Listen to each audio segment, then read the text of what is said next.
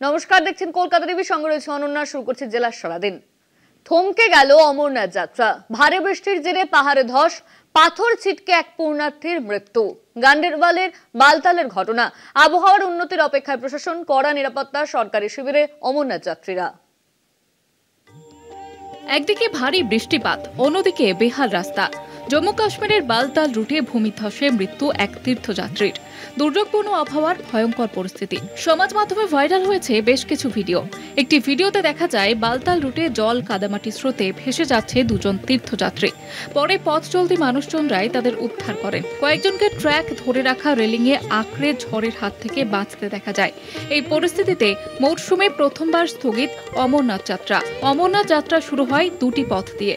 একটি অনন্তনাগের 48 কিমি দীর্ঘ নুনওয়ান পহেলগাম রুট, অপরটি গান্ডেরবাল জেলার 14 কিলোমিটার বালতাল রুট। উভয় পথে সংস্কারের কাজ শুরু এনডিআরএফ ও এসডিআরএফ এর। রাস্তা মেরামতির কাজ সম্পূর্ণ না হওয়া পর্যন্ত যাত্রা স্থগিত।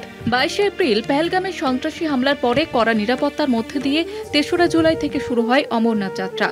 শেষ হওয়ার কথা 9 আগস্ট। এখনো পর্যন্ত 2 লক্ষেরও বেশি পুণ্যার্থী দর্শন করেছেন।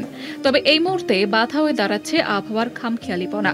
প্রকৃতির রোষের মুখে তীর্থযাত্রীরা। আপাতত কড়া নিরাপত্তায় সরকারি শিবিরে রয়েছেন অমরনাথ যাত্রীরা।